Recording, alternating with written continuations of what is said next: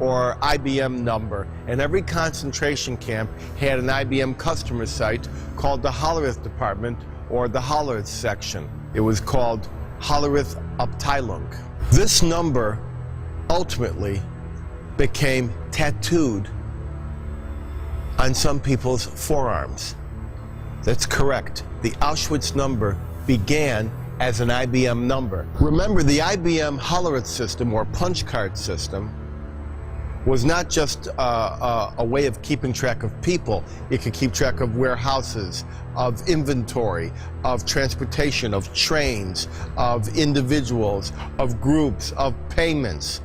They used it for banks. It made the railroads run on time. Anything that could be quantified was quantified with IBM punch cards, and they had a worldwide global monopoly.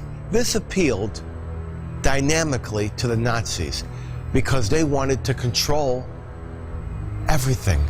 The Nazis wanted to see everything, be aware of everything, have a totalitarian state, which means a totalitarian understanding and control of everything in the state. And so the Nazis came up with the idea that every single object in society would have a so-called talking number or a descriptive number. There'd be a long series of numbers. There'd be a specific number for a wristwatch, and then a wristwatch that had a gold band as opposed to a leather band would have a different number, and one which would have a crystal face would have yet another number, and another which had a buckle to it or a clasp. Those would have yet another number, and so you could get a perfect description of every product, of every substance, of every material, whether it was a cord of wood, whether it was a barrel of oil, or whether it was a trainload of Jews, based on this descriptive number. This evolved after the war into the barcode. In the first years after World War II, this concept of numbering everything in existence caused us to develop the barcode. And there were many formulations for the barcode, but eventually the IBM formulation for the barcode won out. And this was quite simply something that has become ubiquitous. We can find it on every tube of toothpaste. We can find it on every boxcar. We can find it on every truck. We can find it on every battery. We can find it everywhere as a product identification code. Enter RFID, radio frequency identification. This allows us to put a barcode in a tag on a sweater or a book. Radio frequency identification is an automatic data capture technology. It exists in the radio frequency or RF portion of the electromagnetic spectrum, and it is used to uniquely identify products and objects. An RFID system consists of three components: an antenna and a transceiver, which are often combined into one reader, and a transponder. This is the tag being read. The antenna uses radio frequency waves to transmit a signal that activates the transponder. When activated, the tag transmits data back to the antenna. The data is then used to notify a programmable logic controller that an action should occur. The action could be as simple as raising an access gate or opening a toll booth, or as complicated as interfacing with a database to carry out a monetary transaction. RFID is coming into an increasing use in the world as an alternative to the barcode. The product embedded with an RFID tag is alive, and it communicates throughout its entire life cycle. The longevity of the RFID tag itself extends past the life of the product. Currently, there are no regulations protecting consumers from the abuses of this technology. All the technologies which have the ability to advance mankind also have the ability to create a nightmare of repression. That which can warm us can also incinerate us. And this tracking capability is now being married to more than just tracking. It's being married to data mining. And so now, just as everybody has their own personal homepage on Amazon, you click it up, it knows who you are, it gives you recommended products based upon you and only you that are totally different from the next person who is loading up Amazon.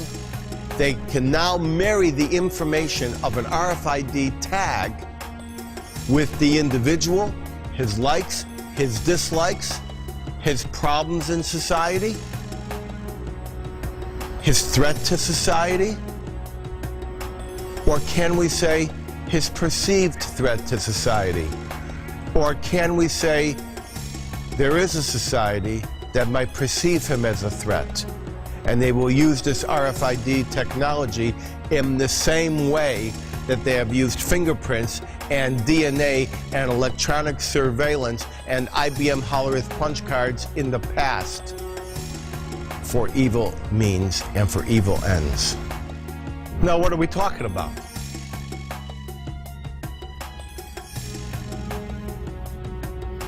We're talking about this.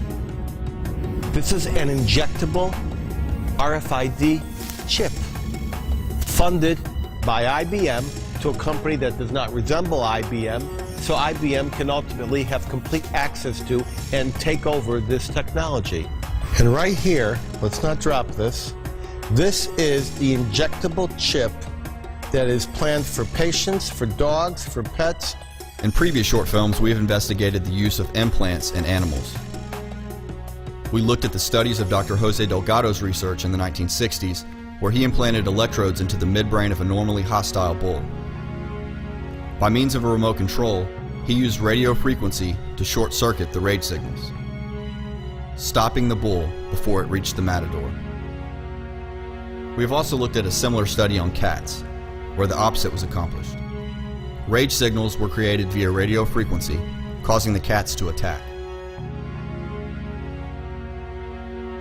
In another piece, we looked at the tracking of animals and raised the question, whose pet are you?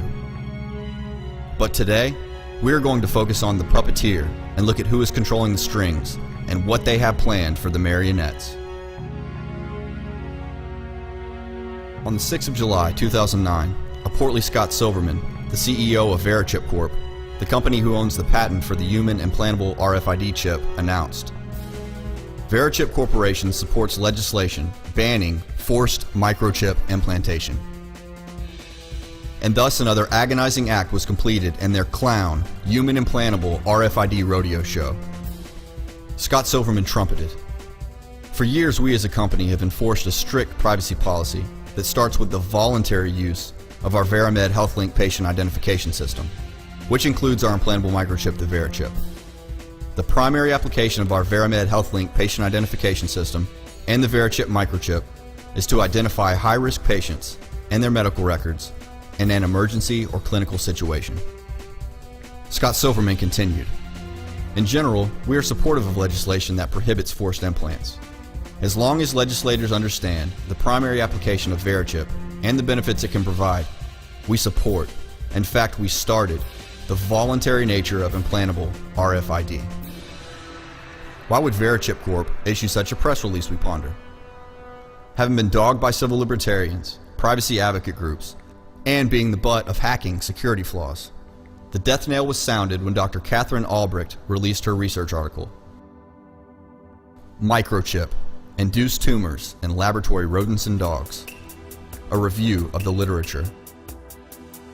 This article showcased a causal link between implanted radio frequency, RFID microchip transponders, and cancer. Sharing in this study was Dr. Robert Ben Ezra, the Director of Cancer Biology Genetics Program of the Memorial Sloan Kettering Cancer Center. He went on record to say, there's no way in the world, having read this information, that I would have one of those chips implanted in my skin or in one of my family members. Given the preliminary animal data, it looks to me that there's definitely cause for concern. Even to the average layperson, Verichip's devil's advocate position, taken with their press release supporting the microchipping legislation, sticks out like a sore thumb. It reeks of desperation, deceit, and sleight of hand as people from all corners of the globe reject the concept of human microchipping.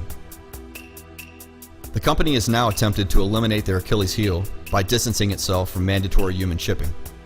How grounded in truth is Scott Silverman's press release? Let us use semantics to testify to the press release's validity. The English dictionary breaks down voluntary to mean done, made, brought about, undertaken, etc., of one's own accord or by free choice. acting or done without compulsion or obligation.